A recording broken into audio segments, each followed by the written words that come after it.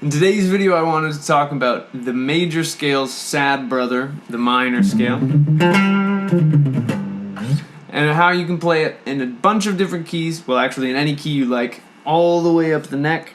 I'm going to have diagrams popping up on this side of the screen, and yeah, let's get into it. So the minor scale is similar to the major scale in that there's 5 positions we can play it on up the neck in any different key. The difference of the minor scale, however, is that the minor scale consists of some different notes. So in the minor scale we get the root, the second, the flat third or minor third, the fourth, the fifth, the flat sixth, and the flat seventh before we get back to our root. Now, you may notice that a lot of these positions are the same as the major scale, just we have a different root. And this is one of the beautiful things in music, is that the same set of notes with different emphasis can conjure up completely different emotions. But anyways, here we're going to be using the G minor scale as our example, and this is what position 1 looks like. So we're going to start with our pointer finger way down here on our third fret, and it's going to look like this.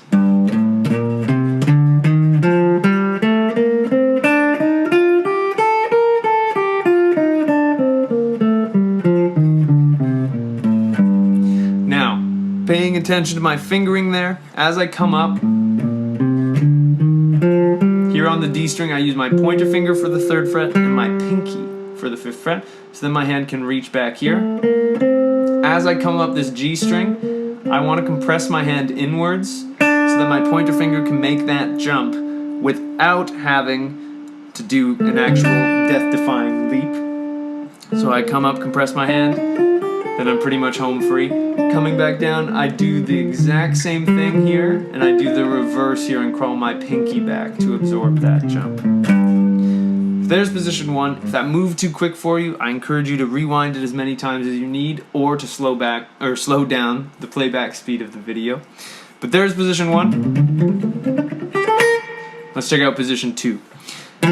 So if you're new to my videos, I always leave in my diagrams a hollow note so that you know where to start and end the scale.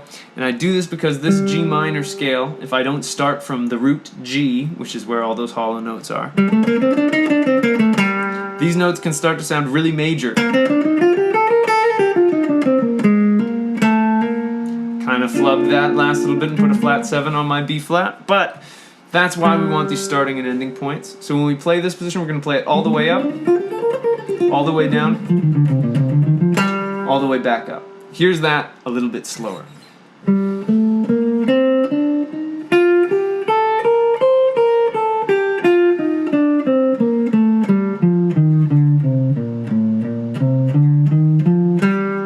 There's my G minor scale in 2nd position. Now my 3rd position is going to look like this. We get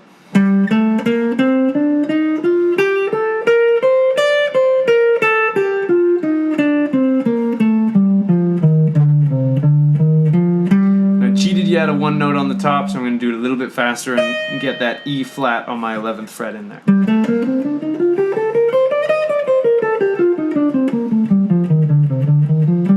Notice how in this one I do the same compression motion to get up to the B string, same compression motion back, and each time I'm playing here I'm using my pinky and my pointer finger to get that shock out of the way.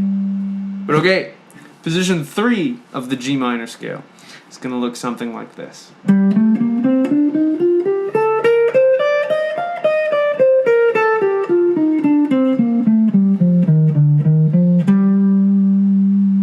Position 4, this is position 4 of the G minor scale. I misspoke. Position 5 is going to look like this.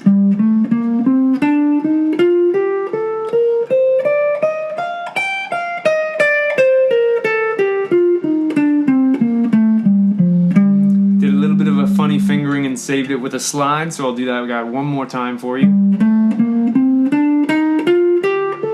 Compress the hand the other way, and there it is, the 5 positions of the G minor scale. So the next course of action I'd recommend you take is really practice up these 5 positions just in the key of G minor so that you get comfortable with them and then when you try to move them into new keys, it won't be as weird for you. But now let's talk about how you would move this information into a new key. So if I wanted to play, say, the key of C minor, what I'm going to do, and all I need to do, is keep these exact same fingerings, but I make sure that the starting and ending note now is over the note C rather than the note G. So if I take that hollow note, I want to match them over the different C's I have at my disposal on the guitar. And for practicing this, what I want to do is I want to find the lowest C on the neck, so lowest meaning this way. And I know that I either have this 10th fret C on the D string, the C will be on either your A, E, or D strings, because all of the starting notes are on those strings. But if I start on my 10th fret here, I know that this is far too high to be my first position. The 8th fret of the E string, while it's a little lower, isn't a ton better. But if I go to my 3rd fret of the A string, this feels like home, and this is a good place to do it. Now, there's two positions that I could play, starting from the starting note on the A string. But I know it's not going to be position 3 because I would need to play an open string to do that. And when we're practicing these scale shapes and positions, we don't want to be playing open strings. So I know I need to start in position 4, and that is going to look like this.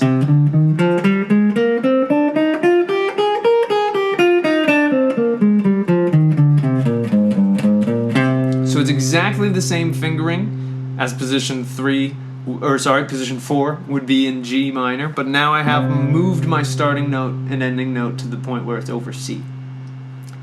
Now, since I know that this is position 4,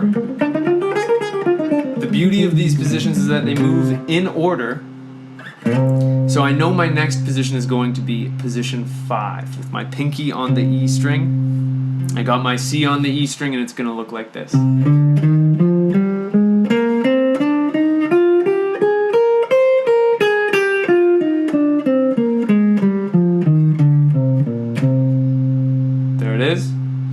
Next up will be position 1.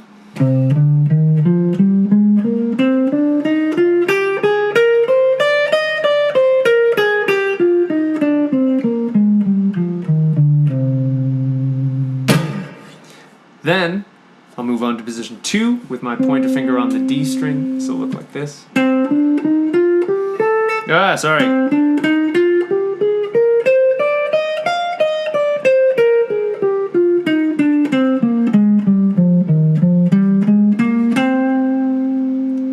Lastly, I end up in position 3, which starts up here.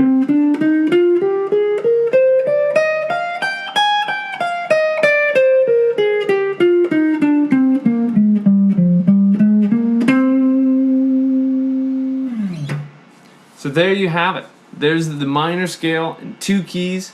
Obviously, you can repeat the process for any other minor key that you want to be diving into.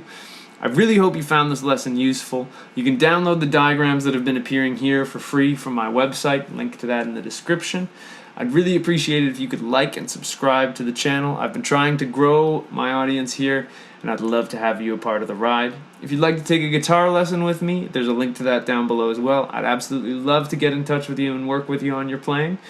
And yeah, other than that, I'll wish you a wonderful day, and I hope you get to have some fun playing the guitar. So until the next video, which are coming out every Monday and Thursday, I'll wish you a wonderful day, and I hope you get to have some fun playing the guitar. Thank you so much for watching.